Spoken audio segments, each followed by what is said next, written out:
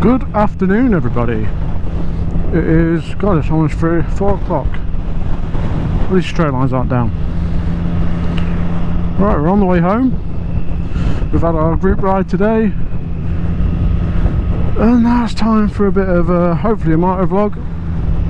Hopefully this camera is picking us up alright. Hopefully it looks good. I could do a point it further away from the bike really, but super wide it might look fine anyway, we'll see. Here we are on the way home. So guys, we're going to Scotland in literally a couple months time, I think it is. End of May, last weekend of May. We are travelling up to Scotland and then we'll be back first week of June at the end of the week basically. So it should be quite good.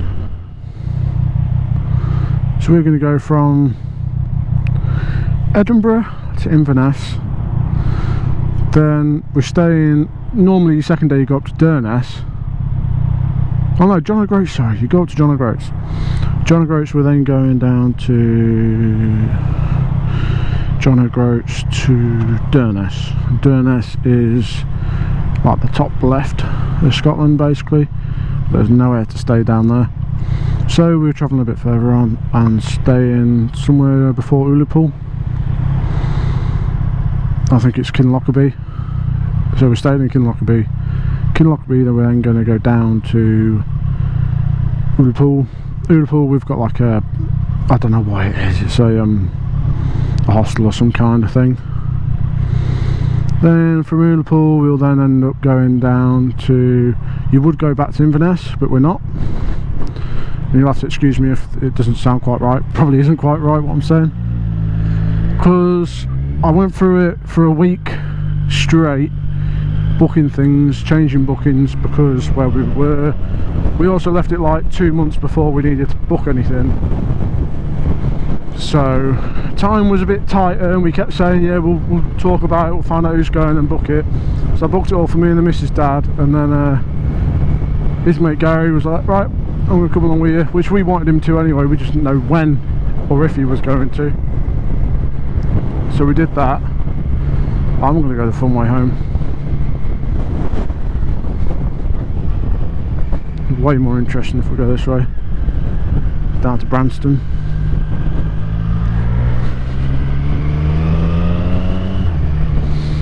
And then yeah, we're basically having a good trip out. It should be fun. We're basically going to go all the way around, and normally when you get to Ullapool you'd come back to Inverness. So rather than go from Inverness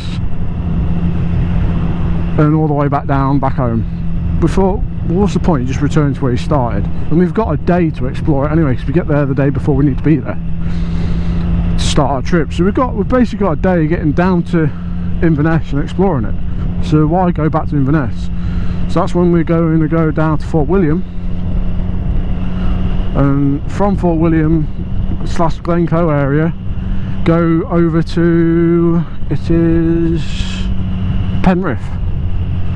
So we're actually going to have a real good trip out really, like it should be really good, because we're going to see more than what we would do just doing the NC, which is what I'm excited about. Like we can avoid all that. No, don't want to go up the hill or left, up the hill. So we're going to do all that instead, and then because we'll then go to Penrith or whatever it is, yeah, Penrith, we're then again about a 4-hour trip away from home, which shortens our trip rather than like 8 hours straight down. Just makes it easier, just makes it a whole lot damn sight easier.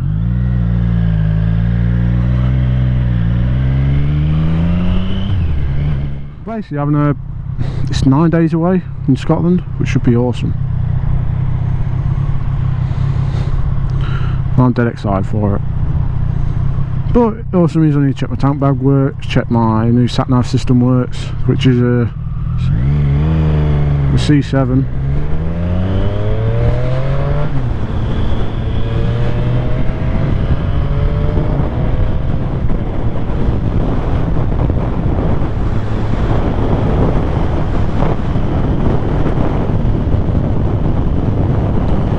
And yeah, I also want to make sure my camera system works because I want to document the whole thing, which is half the fun in it, surely. So we're going to do that.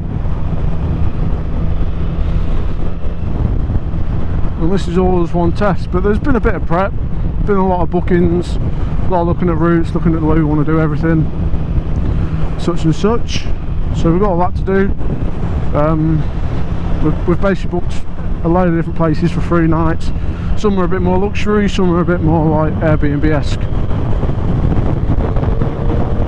But it should be really fun. It's a very steady trip round, like because we want to take it all in. We want to be able to stop, like right, we'll stop here, I'll record it on my phone, and same again, same again, same again. So it really gives us the opportunity to like take everything in rather than rush it and be like, right, I'm doing it in this amount of time. There's no rushing. If a road takes us an hour or two longer because of anything, it's not a problem. We're not going to miss out on anything. The way we've planned it, there should be plenty of fuel stops, so you can't really go wrong. It should be pretty good. But yeah, the only prep I've had to do is make sure this works, make sure all my equipment works, make sure I've got enough batteries for the GoPro, make sure I've got storage to store all the footage, because I haven't got a laptop or anything. The laptop would be ideal in the night, just leave everything uploaded in and go. But I don't, so therefore the only way I can do it now is put the SD card into my phone through a USB dongle and then upload it straight to a Google Drive. I've got like I've just upgraded to like a 2 terabyte Google Drive, so anything that needs to go on there I should be able to get on there. It shouldn't be a real problem. I'll just be able to do it, which is nice. Like, it should be ease of access. As long as I've got internet, I'm fine. If not, I'm probably going to end up like uploading stuff as I ride on my phone. But luckily I don't need my phone really, because my phone will be in here charging with a power bank while this Android Auto system's doing everything I need it to do. And that's all we need. So the Mrs. Dad, he's also then gone and bought a different bike to do the trip on. He had a Z-X, but now he's bought an MT-09 Tracer, which, oh mate, the MT-09 Tracer, he's got no exhaust on it, but like, it's so fruity. And from here, an MT-09's, friends having MT-09s, me riding an MT-09, I love them. Like, if the MT-09 my mate had didn't snap the frame, I wouldn't be owning a street triple right now, especially when I've got a Daytona. But triple form factor, mate, is awesome, absolutely awesome. And the MT-09 just has that bit more punch, bit more grunt, and it sounds phenomenal. Not expecting anything mega. I'm just hoping to go enjoy the NC500. I'd love to make content from it. That is my main hope, to make some really cool videos. One for the, literally mainly to look down at the past, like look back at the past. So this is one of these trips that Mrs. Dad is like, I'd love to do this at some point.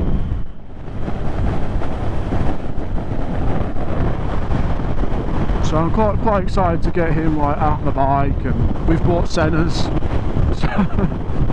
The other weekend we finally went out with the Sennas for the first time together, using them. I use it for this, for everything.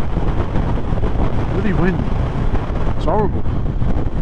And yeah, it absolutely does the trick perfectly, honestly. It's absolutely brilliant. Like, it's just what you need. And yeah, I mean, you can't really go wrong with it. It's just awesome. So, after all them rambles, I thought I'd actually show you guys the route. Now, we've got a day or so to get up to here, all the way up to Inverness at the start. So we're starting in Inverness on the Sunday night. So the Sunday, ready for the Monday. Monday, we're going to go all the way up the coast. Kind of half the point. Stopping along the way, because I think we want to see the Whale Go Steps. There is a chocolate place, I believe, somewhere along this route. And some other bits we want to see. So we're going to go all the way up from Inverness, up the coast, all the way to Wick. Now, normally you would stay in John O'Groats up here on your second night. We couldn't find any accommodation for 3 people, and we found some pretty cost-effective accommodation in Wick. So we're staying in Wick, we can get fuel, we can go to the distillery, hopefully, and have a good time. So then, from John O'Groats, we're then going to go all the way across, past Betty Hill, Terso,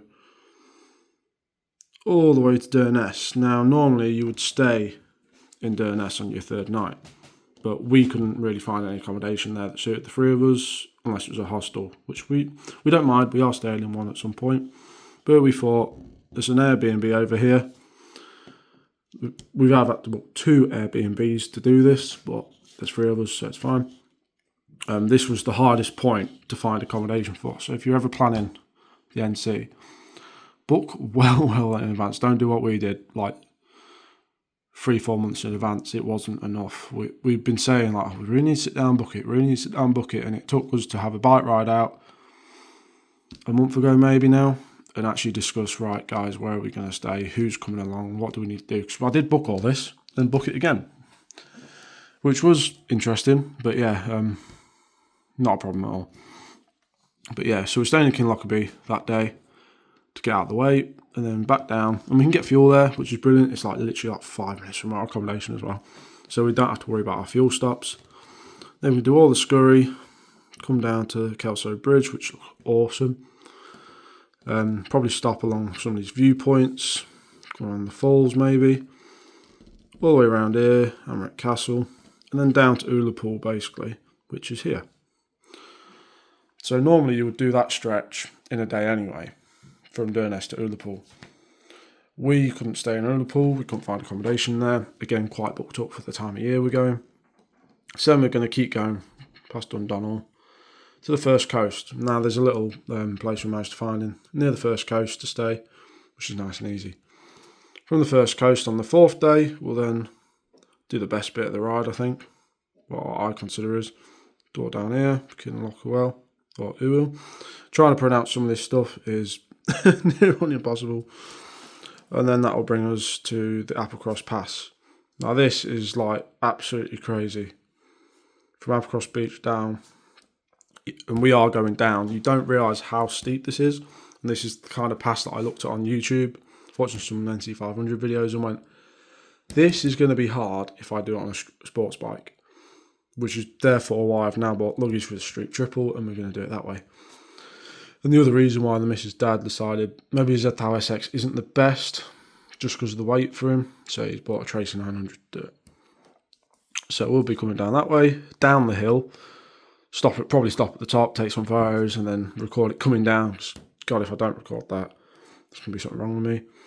And then we've got a little place to stay in Applecross. Now normally, from Applecross, like I said in the video, you would come across and rejoin at Inverness again.